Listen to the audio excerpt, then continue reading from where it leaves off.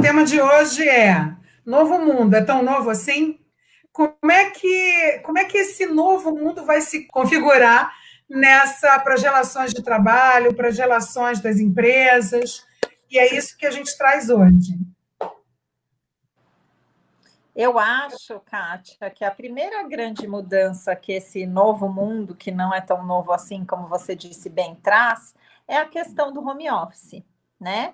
A gente vê aí grandes empresas como Google, como Facebook, como até o Itaú e alguns outros bancos que já disseram que até dezembro vão fazer o home office e que para algumas posições vão continuar porque a produtividade cresceu e para eles acabou-se esse preconceito quando se dizia que se fazia home office.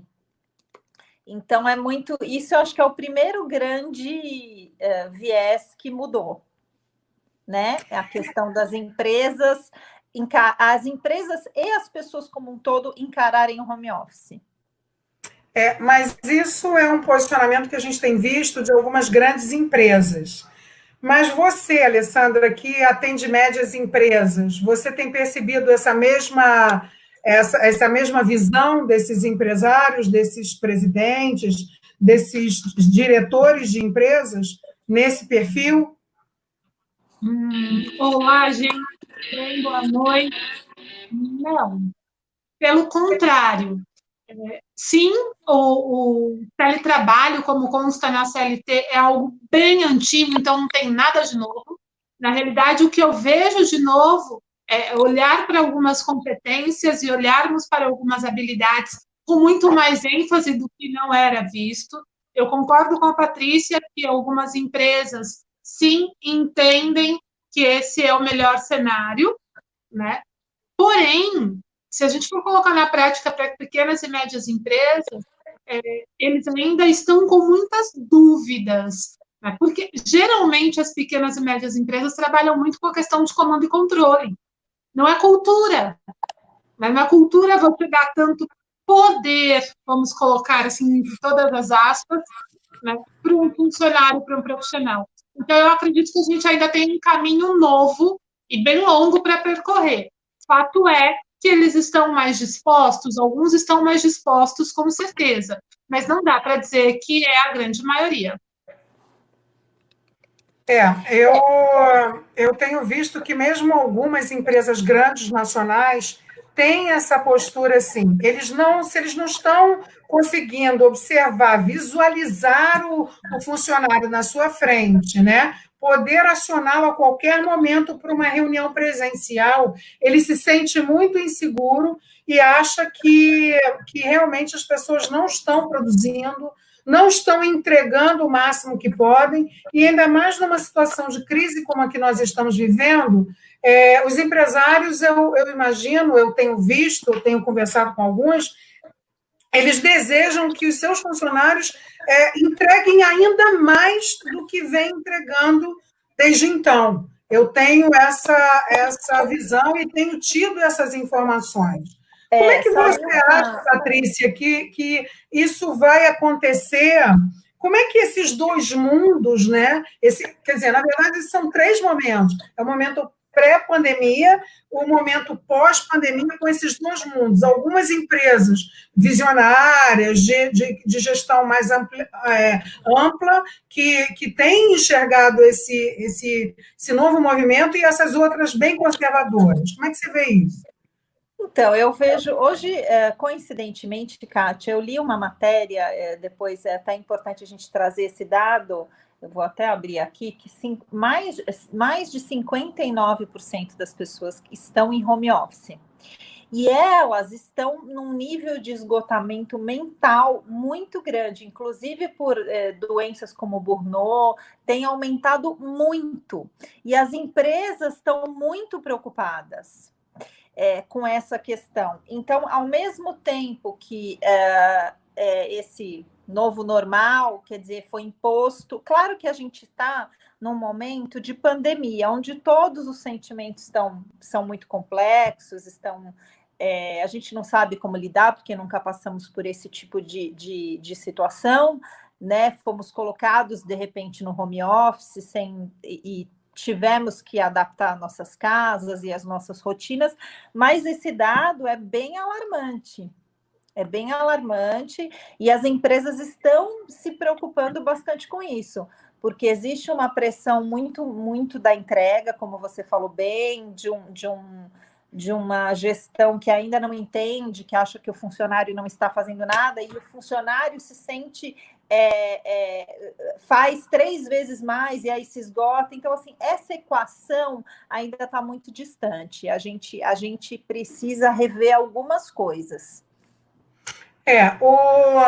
Alessandra, voltando para você, que é a sua expertise, né, a consultoria para as empresas, e aqui a gente tem uma proposta de levar uma linguagem mais acessível possível para que o maior número de pessoas possa compreender, possa poder discutir isso, porque isso tem a ver com todos nós.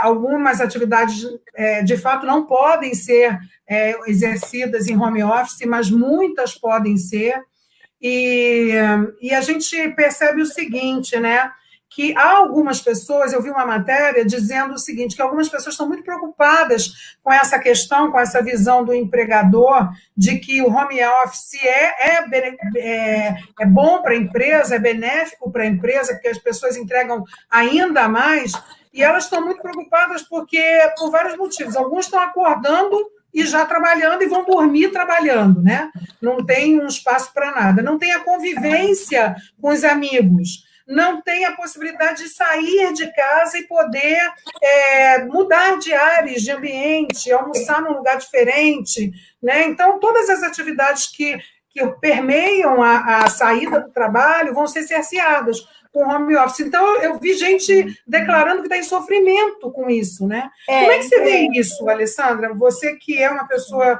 de recursos humanos, de assessoria às empresas, né? Sempre muito voltada para o lado do empregado também, do funcionário. Como é que você vê isso? Primeiro, eu acredito que nós tenhamos que esclarecer algumas coisas. O que nós fazemos agora não é home office. O que nós estamos fazendo agora, como vocês bem disseram, é pandemia. Então, eu acredito de verdade que nós vamos entrar num ponto de equilíbrio em algum tempo, eu não consigo prever quanto, mas em algum tempo nós vamos conseguir entrar num ponto de equilíbrio. O que eu acredito também é que quem está nos ouvindo, caso seja empregador, nós precisamos estabelecer alguns limites e deixar claro no seu processo de gestão o que você quer. Em contrapartida, o profissional que está em home office, vamos colocar aí com todas as aspas neste momento, ele precisa estabelecer limites. Ele precisa estabelecer limite, por exemplo, de ter um espaço na sua casa, por mais simples que ele seja, estabelecer limite de que horas ele começa a trabalhar, é às 9, então é às 9 que ele sentará na frente de um computador, e não na hora que ele acordar. Eu estou angustiada porque eu não consegui criar uma rotina de home office. Então, eu levanto, eu continuo com pijama, eu não faço horário de almoço, eu não levanto da frente do computador para absolutamente nada. E aí tem pressão financeira, tem muitas empresas fazendo redução de jornada de trabalho e de salário, né? Então, tem essa pressão, tem a pressão da família, tem a pressão da possível instabilidade de quando eu terei meu trabalho. Então, tudo isso causa sofrimento. Então, eu acredito de verdade que a gente vai conseguir entrar dentro em breve num momento de equilibrar tudo isso. E aí, de fato, quando nós formos fazer home office, eu vou poder, por exemplo, marcar com um cliente num restaurante, num café, num bar, em numa padaria, para eu poder trabalhar, não só da minha casa. Está todo mundo muito fechado. As pessoas estão todas muito claustrofóbicas. Porque está ali, ó, fechadinho. Então, se vale de dica aí para você que está nos ouvindo em relação à rotina de trabalho, home office, crie uma, né? E se você é empregador, cuidado com os excessos, porque a gente tende a querer, se ele me entrega 10, eu quero 12, se ele me entrega 12, eu quero 14, por aí vai. O que eu também fico refletindo, gente, é o seguinte, né?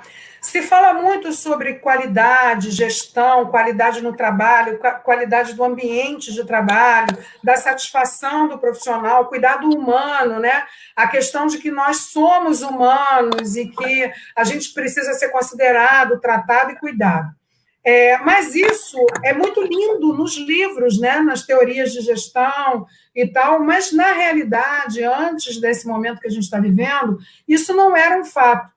Quantas e quantas vezes eu falei para vários empresários o seguinte: olha, sua empresa são as pessoas, porque se todo mundo sair da sua empresa e atravessar a rua, o que sobra aqui é um prédio, não é uma empresa, não é um conceito, não é um valor. Se isso já era difícil antes, me parece que isso tem se tornado, ou tende a se tornar, ou eu fico com essa impressão que tende a se tornar um pouco mais evidente, né? Patrícia, você que assessora a comunicação de várias empresas, né? Como é que você está percebendo isso? Você qual é o teu olhar sobre isso? Eu acho assim que o empresário brasileiro ele é muito difícil, né? A cultura do empresário brasileiro na sua grande maioria, vejo muitas empresas que não, mas a gente está falando da grande maioria, eu não posso diminuir o meu faturamento, e essa história do humano, da humanização, é muito bonito na teoria, mas a gente sabe que na prática não é assim. Né? Por isso que a gente acredita, esse momento, o empregado, ele vive, além da pandemia, além de tudo, ele vive uma pressão muito grande de não poder perder o trabalho dele. E é isso, de ter que produzir 3 vezes mais, numa rotina insana, muitas vezes num apartamento de 50 metros quadrados, e aí tem a questão também dos filhos no homeschool, e aí vira uma loucura. Então, eu acho que eu ouvi que nós vamos ter primeira, segunda onda e a terceira onda, que já é do emocional das pessoas. Então, nesse momento, eu acho que já tem muitos empresários se tocando disso, que precisam cuidar da sanidade mental das equipes, porque exatamente a empresa deles é feita de gente, né, de valores humanos, que é quem toca a empresa, né, o grande, né, quem leva esse país. E aí, eu acho que já tem gente, já tem RHs, aí a Lei vai poder falar melhor, se tocando disso, porque já tem muita gente dando defeito aí, dentro de casa. Eu fico avaliando o seguinte, né? Todas as profissões estão muito pressionadas, né?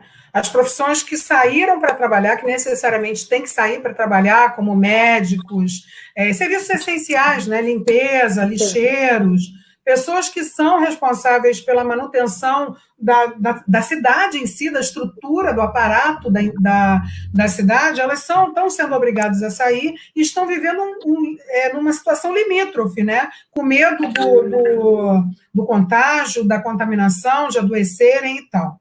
As pessoas que estão em casa, é isso que você falou, às vezes num apartamento pequenininho, você tem criança, você tem a esposa, a mulher, o pai, e nem todo mundo tem um ambiente exclusivo e reservado, né? Então, você tem que manter a sua produtividade, né?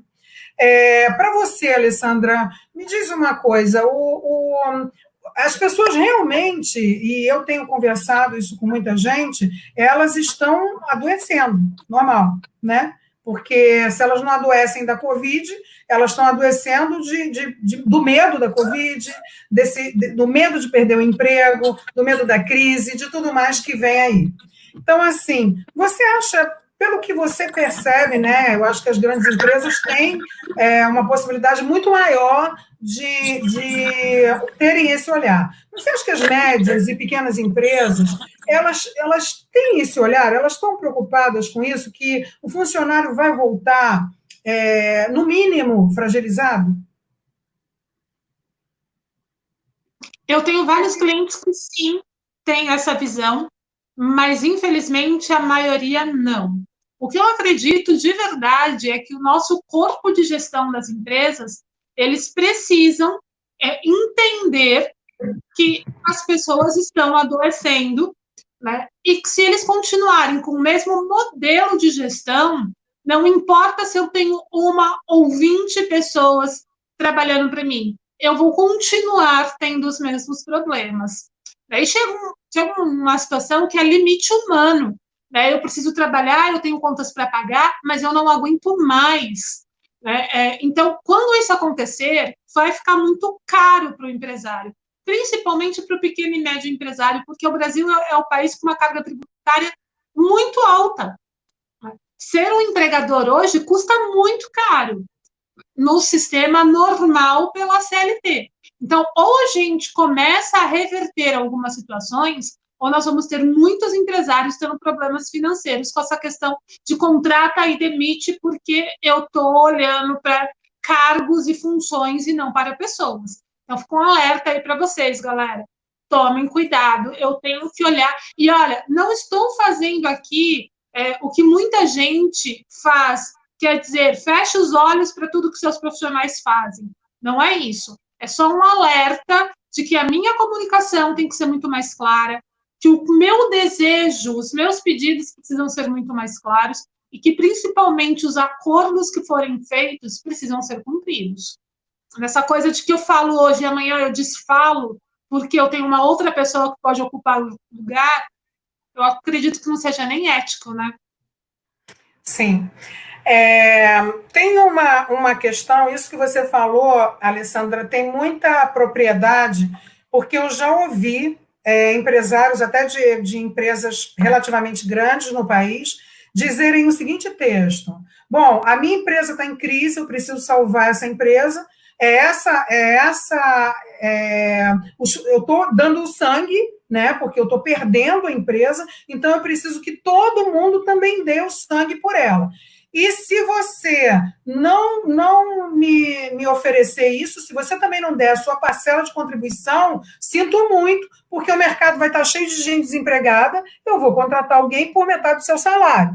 E nesse discurso. Isso é um discurso que eu acho até assustador, não, Alessandra? Eu não sou contra, Kátia, a pessoa dar o sangue dela no trabalho. Até porque a gente tem uma geração entrando aí no mercado que eles querem realmente dar o sangue, que eles querem realmente fazer a diferença dentro das empresas, eles querem participar do processo decisório e se sentir importante. O que eu sou terminantemente contra é essa via de mão única. Eu quero que você dê o sangue, mas eu não vou te recompensar em nada, porque, afinal de contas, você é o meu empregado e você está fazendo o que o teu papel determina. Espera lá. Né? Aí a gente tem um monte de senãos. É claro que existem papéis e responsabilidades, mas o que eu vejo é muita gente exagerando na dose. E aí, quando você tem uma via de mão única, só vem a nós, mas ao vosso reino nada, aí você vai começar a ter profissionais, e a gente envereda por outros assuntos, né? Por exemplo, como marca empregadora, você vai ter profissionais falando mal da sua marca empregadora, falando mal da tua empresa. Então, por um momento, talvez você vá ter aí bastante gente para contratar. Num segundo momento, e acredito que de uma forma muito rápida, ninguém vai querer trabalhar na tua empresa. Eu acho que tem uma geração também, a gente observa que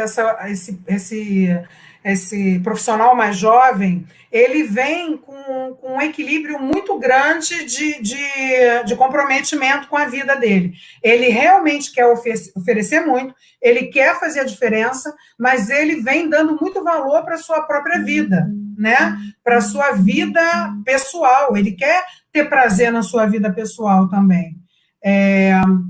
Agora, falando um pouquinho da epidemia, né, essa coisa desse novo normal que as pessoas estão falando, né, eu diria, eu preferiria até chamar de novo anormal, né, porque o que a gente veio vivendo até então seria alguma coisa que era o padrão de normalidade. De repente mudou tudo, então vem um novo anormal, né. Todas as relações vão mudar, né? Você vê, como é que vai se dar? Eu fico pensando, refletindo sobre a questão das lojas de rua, das lojas que a gente precisa frequentar, né? Que a gente está falando só do ambiente de escritório. Mas pensa nas lojas, nos salões, em todos os outros lugares onde a presença é necessária para que aquele lugar funcione, né? Como é que vai ser isso, né, Alessandra? Como é que as pessoas vão ter contato com diversas pessoas, as lojas vão estar reduzidas, não vai poder entrar tanta gente assim, o número de funcionários é menor. Como é que você vê isso? Você, se eu não me engano, você atende um salão também, né? Sim, eu atendo salões e hoje de manhã eu fui num cliente que é loja de varejo de rua, né? Que é bem essa realidade que você colocou. Eu acredito realmente que nós estamos passando por um momento de reeducação. Algumas coisas que até então, antes não eram valorizadas, agora passa a ser. Né? Respeito pela individualidade do outro, de falar, esse aqui é o meu espaço, então, por favor, respeite. Nós não estamos acostumados a isso. O brasileiro, ele é muito caliente, ele é sinestésico, é aquela pessoa de pegar. Então, sim, para mim, isso é um processo de mudança cultural. E eu acredito que isso vai se tornar um novo normal, ou anormal, como você disse, porque essa questão de pandemia, como a Patrícia falou, nós estamos na primeira onda, está vindo a segunda, e a terceira, que é a questão emocional. As pessoas, elas estão num processo de se redescobrirem, Kátia. Então, sim, a gente precisa ter paciência para essas relações. E para mim, a principal palavra que fica neste momento é educação. Nós precisamos ter paciência com as pessoas e empatia. Acho que são essas duas palavras. Eu pegar o meu chapéu e pegar o chapéu na cabeça do outro e colocar na minha e ver se cabe. E me colocar no lugar dele para ver que sim, as pessoas, eu como cliente, as pessoas estão estressadas, eu como atendente, que as pessoas estão inseguras, eu como empresário, de que tudo isso é muito novo para todo mundo, para eu empresário, para eu cliente, e eu acredito numa outra situação em relação às empresas. Se antes a gente tinha uma premissa que atender bem era fundamental, agora é mais do que fundamental, porque as pessoas, elas estão com pouco dinheiro, né? Elas estão olhando muito bem para o que elas vão, de fato, consumirem por causa dessa instabilidade de trabalho. Eu tenho, posso deixar de ter a qualquer momento, ou eu não tenho, né? Então, manter o cliente com você vai ter que ser um trabalho de muito encantamento, de tornar não só cliente, mas tornar fã da tua marca. E aí é um trabalho que a gente dá muito caldo para falar sobre isso. Eu queria tocar em duas questões, né? Uma delas é que, inevitavelmente, nós fomos estilingados, né? Nós fomos arremessados para um mundo daqui a 20, que talvez só aparecesse daqui a uns 10, 20 anos, né? Porque hoje tudo se dá aqui através dessa ferramenta. E todos nós estamos aprendendo a utilizar. Nós mesmas estamos aprendendo, fazendo esse ensaio e levando essa discussão que a gente poderia estar levando num fórum, num encontro, né? E nós estamos usando a ferramenta da internet. Todas as relações vão mudar, porque, veja, hoje você pode ir a uma loja, está podendo ir a uma loja comprar, mas você não pode experimentar a roupa. Você tem que levar para casa, você experimenta a roupa, você devolve para a loja e você, aí, nesse caso, a loja vai esterilizar, tem todo um processo, tem muita gente estudando sobre isso. Mas é óbvio que nas lojas menores, de menor poder aquisitivo, nas lojas mais populares, todo esse processo vai encarecer muito essa estrutura de custos dessa loja, né? Assim como a diminuição do movimento, porque tudo aquilo que a gente fala de volume fica comprometido quando você precisa ter uma qualidade e um processo tão específico assim. O que esse teu cliente falou? O que o teu cliente do salão, por exemplo, fala sobre essa questão, Ale? Porque, veja, o salão, ele, para poder ser rentável, ele tem que operar pelo menos com 90% da sua ocupação. E hoje, o distanciamento e a questão da entrada dos clientes é muito, muito restritiva, né? Como é que está isso? Então, Kátia, a minha orientação para os meus clientes é que eles possam se reinventar em relação à prestação de serviços. Então, você tocou, por exemplo, na questão do salão. esse salão em específico é um grande salão aqui da Zona Leste, onde eu moro, e a gente tem todo um trabalho, até por conta de legislação, ele está atendendo uma pessoa por horário, né, tudo muito bem estruturado, porém ele está desbravando outros cenários que talvez ele fizesse daqui a 10 anos, como você falou. Então, tem atendimento online, ele está vendendo pacotes diferenciados, né? É o momento hoje do empresário literalmente sair da caixa, literalmente sair daquela síndrome de Gabriela, de que eu sempre fiz assim e eu continuarei fazendo da mesma forma. Eu acredito, e é dado já estatístico, tem muita gente fechando as portas, tem muita gente mandando pessoas embora, tem muita gente falindo, né, nesse processo. Alguns menores não conseguiram ter uma coisa que eu acho fundamental e que poucos empresários têm, que é a educação financeira. Então, agora também é o momento do empresário olhar para uma questão de educação financeira, né? Apesar de não ser minha área de atuação, mas não tem como falar de gente se eu não falo de dinheiro, porque é pirâmide de Maslow, né? Se eu estou com vontade de ir ao banheiro, eu estou com sono, eu estou com fome, eu não produzo. Se eu tenho dívidas para pagar, eu não vou olhar para o lado humano, porque eu vou pensar em pagar as minhas dívidas. Então, abrir o olhar e aí trazendo pessoas para o lado, traga as pessoas para junto de você, para eles trazerem outras alternativas. Né? Então, eu acredito muito nesse processo de reinvenção. Tem um jargão em marketing que é muito antigo. Em tempos de crise, tira o R e tira o S e crie. É mais ou menos por essa pegada que as pessoas precisam ir. Eu acredito sim que tem público consumidor ainda, acredito sim que as pessoas, essa crise ela vai reformular o processo de consumo, mas não que as pessoas deixarão de consumir. Mas a gente precisa ser criativo, porque senão a probabilidade de vir alguém e passar por cima de nós é bem grande. Na verdade, existem duas grandes questões aí, né? A primeira é que essa questão do dinheiro, né? Se você não tem dinheiro, você não consegue pensar em pessoas, mas a realidade que a gente vê no mercado, Alessandra, é que mesmo empresas que têm muito dinheiro, são muito saudáveis financeiramente, continuam não pensando em pessoas. Aliás, quanto mais saudáveis elas ficam, menos elas pensam nas pessoas. Mas é fato, realmente, se é um fator de contribuição a questão do financeiro.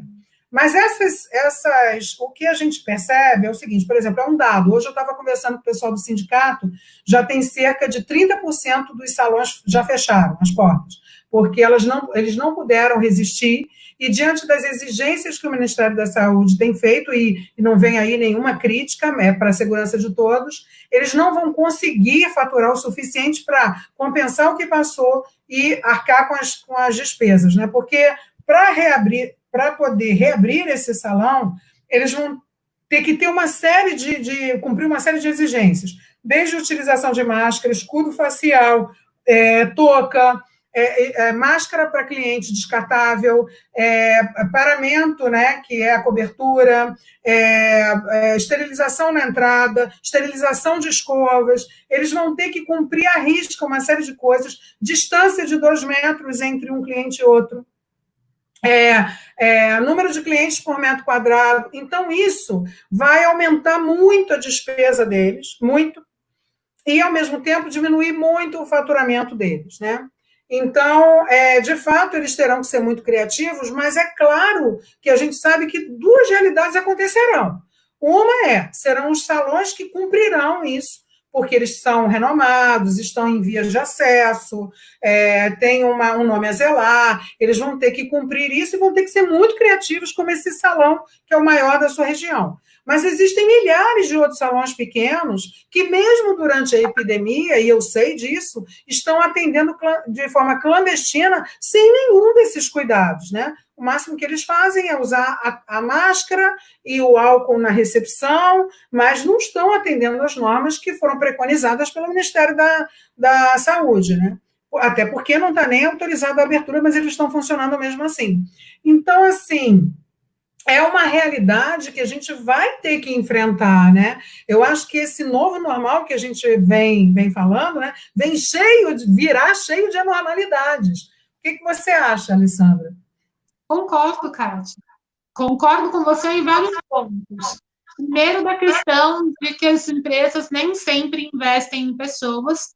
Infelizmente, é uma realidade. Eu trabalho com a parte de desenvolvimento humano a minha vida inteira. E no momento de crise, a primeira área que é desligada ou que sofre corte de orçamento ou qualquer tipo, né, dessa situação é a área de pessoas. Fato. Né? Eu já passei por situações, por exemplo, que a empresa está passando por dificuldade financeira. O dono da empresa nem titubeia quantas pessoas eu tenho que mandar embora. E nem sempre é o caminho, apesar de ser um caminho mais curto, nem sempre é o melhor caminho. Então, é um momento de recomeço e é um momento das pessoas se reencontrarem. Né? Fato é, tem muita gente fechando as portas, sim. E fato é, tem muitas pessoas, muitos empresários fazendo as coisas erradas. E aí eu fui conversar hoje com um cliente que é pequeno, né, por telefone, ele virou para mim, olha, eu tenho dois caminhos. Ou eu mando todo mundo embora e fecho as portas, e aí eu dou trabalho para 10 famílias, 10 pessoas diferentes, ou eu trago e faço meia boca, sabe? Faço como mais ou menos entendo, mais ou menos entrego e continuo fazendo as rodas girar. E assim, eu estou tirando um crachá de RH, tá, gente? Eu estou falando com pessoa. Se todo mundo tomar os cuidados mínimos necessários, talvez seja uma opção para o pequeno empresário. Porque eu ouvi uma vez, não que eu concorde, mas eu ouvi uma vez uma pessoa dizendo que, principalmente os pequenos, que é o que gira a roda com maior facilidade, pelo menos 90% das empresas hoje no Brasil são consideradas pequenas empresas, e é onde está o maior número de empregos CLT. Se essas empresas falirem, ou você morre de fome, ou você morre de doença, ou você morre de fome. E aí a gente entra numa linha muito tênue, né? O que fazer? Quando a gente fala da questão do salão, que muitos fecharam, muitos negócios fecharam porque não tinha uma reserva, não tem educação financeira e tal, o que ocorre? O desemprego é uma realidade, né? As empresas estão demitindo, estão reduzindo seus quadros, o que até me causa algum questionamento, porque eu uma vez conversei com um empresário dizendo o seguinte, ok, qual é a expectativa de continuidade que a tua empresa tem? Porque se você reduzir o seu quadro em 50%, eu estou entendendo que você imagina que a sua empresa vá ser a metade do que ela é hoje. Você não pretende fazer uma retomada, né? Porque isso é a pergunta que eu gostaria de fazer para todos os empresários, né? O quanto é que você acredita na sua proposta, na sua empresa? Porque se você acredita, existem outras maneiras de economizar na empresa muito mais evidentes do que demitir uma pessoa. Mas, assim, tem muita gente desempregada. E quanto mais baixo a gente vai para a camada social, menos aprovisionamento essa pessoa tem, menos fundo ela tem. Um executivo de um nível melhor, um gerente para cima, ele provavelmente ele tem uma reserva, ele tem um fundo de garantia, ele tem alguma coisa que suporta ele durante algum período. Mas a maior parte do desemprego está acontecendo na parte baixa da pirâmide, né? E nos empregos informais, né? Então, eu acho, me parece que isso vai influenciar no consumo, sim. Patrícia, qual é a tua visão? Eu acho que o consumidor, Kátia, ele está cada dia mais atento.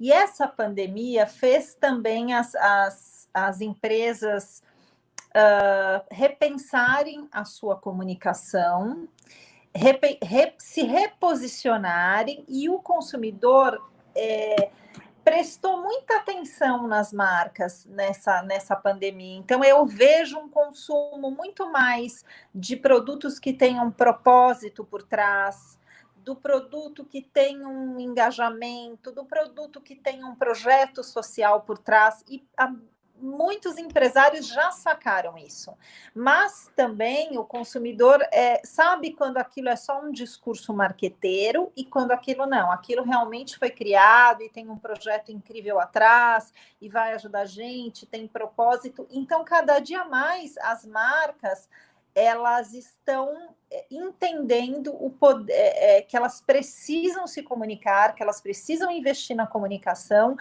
investir de uma forma correta, concreta, e que a sua marca tem que ter um propósito. Não basta vender só um produto, seja ele uma caneta, seja ele um shampoo, ele tem que, a sua empresa tem que ter mais, tem que ter um propósito. E a fala do seu presidente tem que ser cada dia mais pensada. A gente viu aí coisas muito bizarras acontecendo nessa pandemia. Vou dar um exemplo da Oakley, que em plena loucura começou a vender no pico da doença, né? Se é que esse pico existiu, porque cada dia a coisa piora, mas enfim, num momento bem crítico da doença, lançou uma máscara vendendo a R$80 e foi execrada na rede social. Então, assim, não dá mais para tentar tirar proveito da pandemia, ou seja, ao invés de uma marca pegar as costureiras do bairro e fazer um projeto social com os retalhos da Oakley, a Oakley vai lá e lança uma máscara de luxo. Então, o consumidor não é mais... O consumidor está atento e cada dia mais ela quer marcas com propósito e gasta o seu dinheiro de forma mais pensada. Isso acho que a pandemia trouxe também.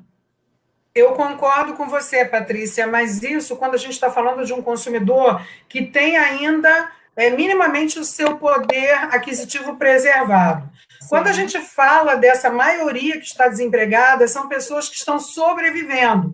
E são pessoas, mesmo as pessoas que não são do trabalho informal, essas pessoas que ficaram, em sua grande maioria, pertencentes à classe C média menos, eu acho que essas pessoas elas vão procurar produtos que têm uma ótima relação custo-benefício, porque o dinheiro delas está faltando. Ou é pouco, ou não existe, ou é suadíssimo. Então, eu acho que elas vão ficar muito atentas, sim, a valores também, né? Porque elas acompanham, elas observam, isso, uma atitude como essa é execrável, né? Mas eu acho que elas estão preocupadas também com o preço, porque o poder aquisitivo baixou para todos. Então, não dá mais para imaginar que as empresas possam trabalhar com margens extorsivas, atribuindo os valores que elas consideram que suas marcas possam ter, principalmente quando a gente não está falando de um segmento de prestígio. Mas você, Alessandra, que atende médias empresas, você tem percebido essa mesma visão desses empresários, desses presidentes, desses diretores de empresas nesse perfil? Como é que você vê isso? Eu acredito que, novamente, o empresário ele precisa se reinventar. E, para mim, o que vai pesar nesse momento, pelo menos para os clientes que eu atendo que são pequenos, eu descobrir de fato o que o meu cliente final quer e precisa. Né? Não é o que ele deseja, é diferente entre desejar e precisar, mas é o que de fato ele precisa. Porque se eu for assertivo e eu comprar, não importa o valor do que eu for comprar, mas eu comprar uma pequena coisa, o relacionamento, e a gente está passando por um momento que a rede social bombou, né? Antes a rede social já tinha muita influência, e eu acredito que agora tenha muito mais, porque até antes da quarentena, muita gente sabia mexer nas redes sociais. Hoje, quase todo mundo sabe. Saindo muito para quase todos, né? Tirando aí uma faixa etária bastante pequena, que são talvez os mais idosos, mas mesmo assim sabem mexer. Então, o poder de eu chegar numa rede social e postar, olha, eu fui em tal lugar e fui extremamente bem atendida, mesmo que o meu ticket médio seja menor, isso faz toda a diferença. Então, é literalmente se apegar aos detalhes, por menor que eles sejam. E isso é cultura. Mesmo que eu não tenha um marketing investido, que eu não tenha uma agência de comunicação por trás, que eu não tenha toda uma estrutura para eu poder fazer o encantamento. São as pequenas ações que, para mim, neste momento, farão toda a diferença para aquela pessoa que ela está sobrevivendo, como você disse. Você falou uma coisa muito interessante, um binômio que eu até anotei aqui, precisa versus deseja. Eu acho que essa questão da relação custo-benefício pode ser traduzida e associada a precisa, custo, deseja, benefício. Então, assim, as pessoas, elas precisam perceber que aquilo que elas precisam pode ser atendido também com aquilo que elas desejam, sem abrir mão daquilo que elas desejam, né? Sem o benefício que elas gostariam de receber. Agora, você está falando sobre estruturas, né? Regras, livros, teorias de gestão, de marketing. Isso tudo, na verdade, é um grande trabalho intelectual, mas para falar aquilo que muita gente sabe fazer naturalmente, que é simplesmente prestar atenção ao outro. O que é que ele quer, o que ele precisa, como todos nós gostaríamos de ser tratados. Porque, veja, nós todos gostamos de ser bem tratados, né? Bem atendidos. Nós todos gostamos de perceber que nós somos importantes, não só uns para os outros, mas nas nossas relações que temos, comerciais, inclusive. Todos gostamos de ser bem tratados. Então, e ainda mais agora, nesse período de epidemia, que estamos todos isolados, não podemos sequer nos abraçar, eu acho que as pessoas precisam se sentir acolhidas nas relações, nas pequenas relações que elas tiverem. Eu vou comprar um pão, mas a menina da padaria me cumprimenta com os olhos, porque agora a gente não sorri mais com a boca, a gente sorri com os olhos, né? Então, eu preciso me sentir bem recebida, eu preciso me sentir confiante nela, que ela está preocupada comigo, que ela vai pegar o pão com um negocinho, que tudo foi tratado com o máximo de asepsia possível, né? Que as pessoas me limpam as mãos antes de me atender, porque estão preocupadas comigo, elas têm um posicionamento bacana em relação a mim.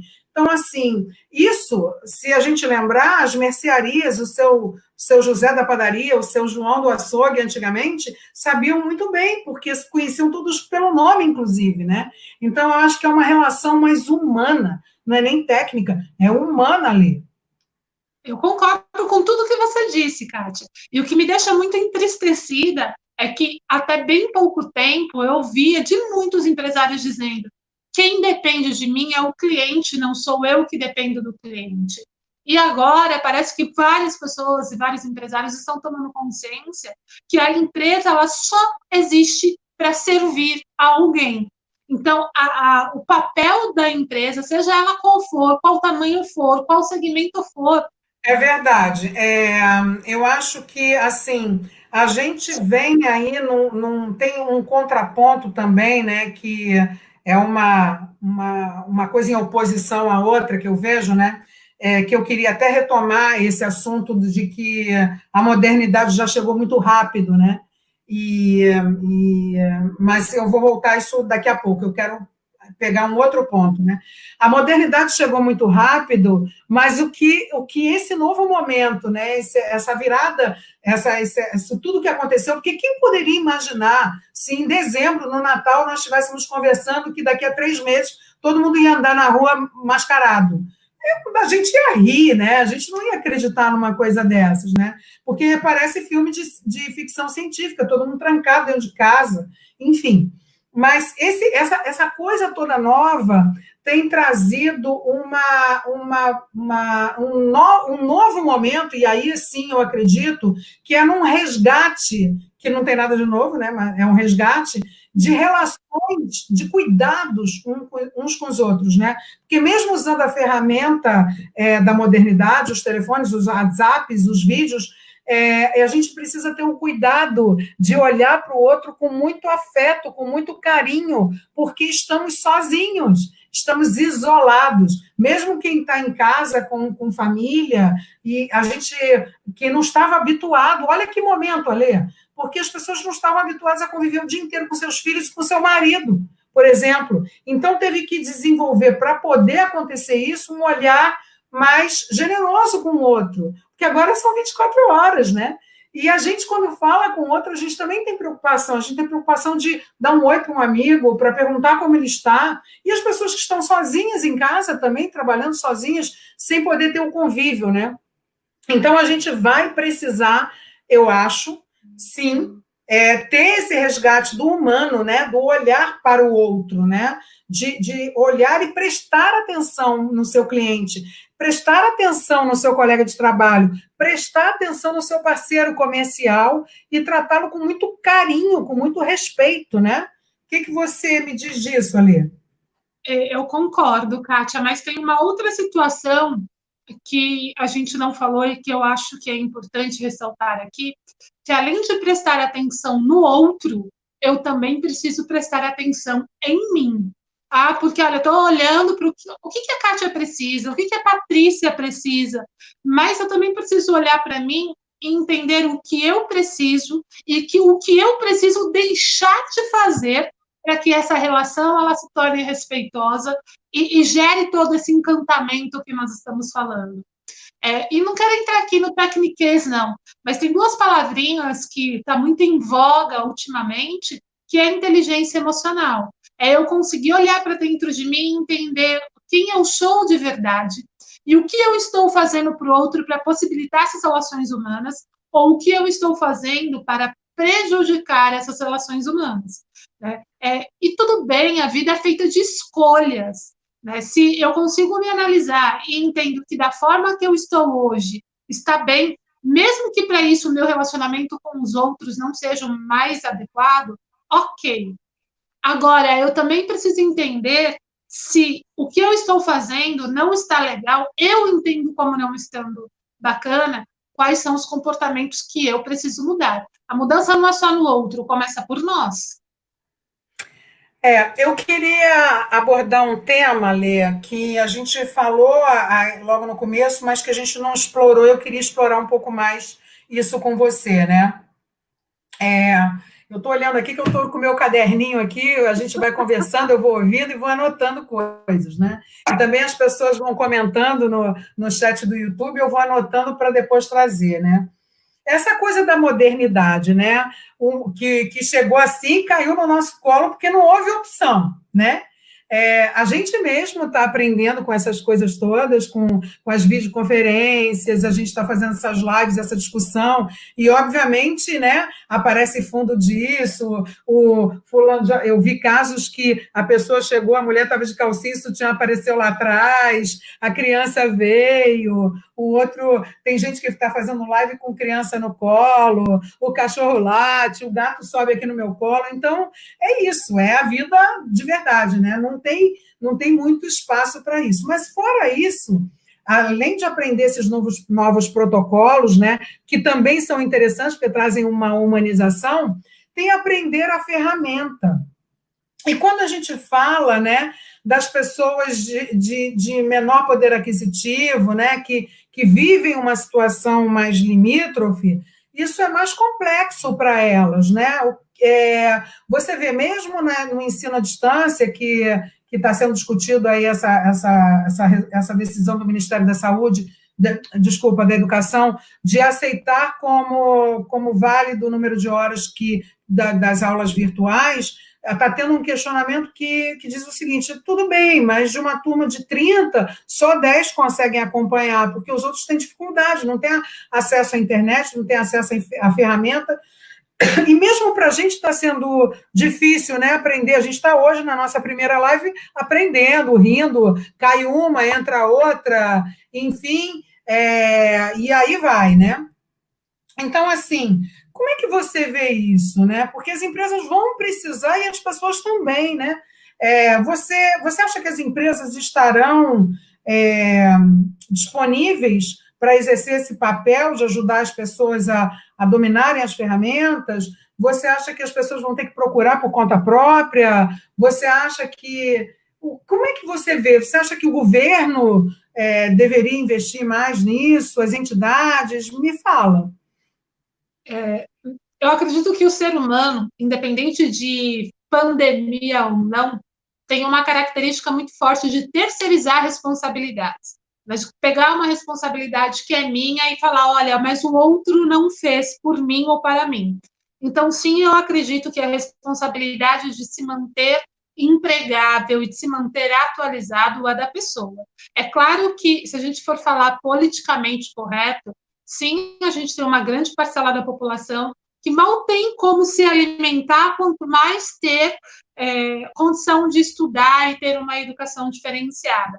Então, eu acredito que também nós precisamos, e se tiver alguém nos assistindo que faça parte aí da área política, governamental ou qualquer coisa que seja, parar para pensar sobre isso, né? E aí, eu não gosto muito de entrar na questão política, mas eu tenho uma posição muito particular que é muito conveniente eu manter as pessoas às escuras. É muito conveniente eu não dar informação para as pessoas. Porque a partir do momento que eu não dou a informação, essas pessoas acatam e aceitam tudo que eu falar como correto. Né? Então, independente do governo, do meu patrão, do meu chefe dar alguma coisa, vá buscar. Hoje a informação ela está muito de fácil acesso para todo mundo. Um celular, independente de qual é o valor mensal que você receba, todo mundo tem. E eu e você, Kátia, a gente não tem tanta diferença de idade. Lá na nossa época, quando nós estávamos estudando, não era tão fácil você ter informação. Eu vejo meu filho hoje, não é comum, né? Ele estuda numa escola particular, mas ele faz trabalho com crianças dos Estados Unidos e Canadá que estudam na mesma rede de escola que ele. Olha como a informação está aberta. Né? Olha como a informação, eu ter acesso à informação está aberta. É uma questão de a gente se colocar como protagonista realmente e assumir a responsabilidade. É minha responsabilidade buscar me informar, é minha responsabilidade não deixar que alguém venha com uma verdade absoluta para eu abaixar minha cabeça e dizer amém. Porém, isso não exime o empregador de melhorar o pessoal, o profissional que ele tem na empresa. Porque se ele tem profissionais mais qualificados, ele com certeza consegue atender o seu cliente final de uma forma diferente. Ele com certeza consegue encantar as pessoas de uma forma diferente. E é óbvio que não exime a nossa instituição política, né, de trazer informação. Mas eu, Alessandra, muito particularmente, eu não gosto de pegar a minha responsabilidade para na mão do outro. Porque quando eu faço isso, eu não posso reclamar de quais serão as consequências, né? Eu acho assim, Alessandra, que pelo que a gente vê nos noticiários e olhando as comunidades, né, a gente tem feito um trabalho na Paraisópolis e existem realidades e realidades, né? É claro que existe a realidade do seu filho, por exemplo, ou da minha neta, que tem acesso à internet, banda larga, um telefone na mão dela. Então, outro tipo de relação. Existem pessoas que estão numa situação limítrofe, e essas pessoas, essa parcela da população, eles não têm um acesso a tudo. Porque mesmo que a maior parte das pessoas hoje tenha um telefone na mão, muitas vezes é um telefone que não suporta certas atualizações, que não suporta receber determinados tipos de arquivo, ou trabalhar com determinados tipos de recursos, né? Então, a gente sabe que isso é uma realidade, visto essa matéria que eu citei, de uma escola pública, que são 30 alunos, desses 30, somente 10 têm acesso, porque os outros eles não têm uma internet em casa. Quem tinha, muitas vezes teve que cancelar em função do desemprego de um dos pais, né? E pelo telefone, às vezes, o recurso que ele tem, não é suficiente. Então, eu acho que vai exigir, sim, de uma política mais social voltada para isso, né? É claro que quem está empregado, o empregador, eu acho que ele deve, para o bem dele, de alguma maneira, oferecer os recursos aos seus funcionários, né, para que eles desempenhem melhor esse trabalho, porque caso o seu funcionário esteja ainda em presencial, ele vai ter que se relacionar com muitas outras empresas ou fornecedores que pode ser que não estejam. Então, ele precisa alimentar essa cadeia. Mas a gente está falando de uma parcela bem maior e eu acho que isso vai ser um grande, grande desafio, né? Para a gente encerrar, porque a gente já está aí com 1 hora de live, né? Dentro desse novo processo, né, que a gente fala do novo normal, e eu chamo de novo anormal, né? O que é que você acha que vai ser mais anormal, assim, né, nesse momento? Mais anormal? Poxa, que pergunta, hein? Eu acho que o mais anormal vai ser as pessoas não conseguirem se respeitar, né? Não conseguirem respeitar aí os seus limites, e se permitir a extrapolar tudo que é saudável para ela. Para mim, isso é o mais anormal de tudo, né? Você não conseguir olhar para você. Mas se a gente for pensar pelas empresas, o mais anormal é as pessoas não olharem para as pessoas. E aí, a gente resumindo tudo o que nós falamos nessa última hora, o anormal é eu não olhar para o próximo e falar, poxa vida, eu dependo dele. E sem ele eu não vou para lugar algum. Trazer para reflexão aí, pegando essa linha que a gente está vivendo tudo que é um anormal e não normal, né?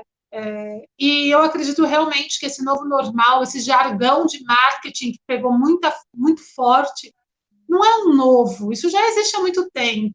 A gente só está olhando para isso com mais cautela. Eu assim, eu vou tomar o nome da nossa página, do nosso projeto, que é Visão Humana, né?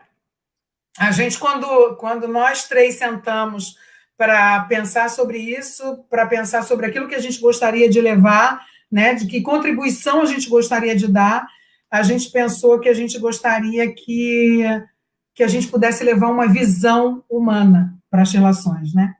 E eu acho que isso traz assim aquilo que poderá haver de melhor nas relações, sejam relações pessoais, profissionais, de parceria, de fornecimento, seja qual for essa relação, eu acho que o que vai vir aí de bom, a exigência maior que todos sofreremos e que virá de melhor é isso, ter um olhar, ter uma visão para o humano e uma visão humana. E, para mim, eu quero dizer nessa primeira live que nós fizemos, eu tenho muito orgulho de estar dividindo com vocês esse momento, com a Patrícia Alves e com você, Alessandra. Muito, muito, muito orgulho. Eu também, Kátia, a recíproca é verdadeira, né? Porque são pessoas que comungam do mesmo desejo e tem uma palavra que é muito batida, né? Que é propósito. Mas, independente de qual seja ela, a gente tem o mesmo objetivo, que é poder levar informação de qualidade, que é poder propiciar que as pessoas tenham uma visão humana diferente. Então, para vocês que estão nos ouvindo aí, contem conosco. Visão humana é isso. Não existe verdade absoluta, existe o posicionamento das pessoas, e a gente quer olhar para esses posicionamentos com um olhar humano. Então, visão humana vem bem propiciando esse olhar e esse pensar. Kátia, você é uma profissional que eu admiro muito, você sabe disso, e a Patrícia é uma profissional que eu conheci recentemente, mas que vem aí muito parceira nesse projeto, e eu acredito que a gente tem muito para contribuir e também para aprender, que é o mais importante. A gente encerra aqui a nossa primeira live. A Patrícia não vai poder se despedir, porque, bem-vindo ao mundo moderno, ela caiu e não conseguiu retornar. Mas ela com certeza vai nos acompanhar.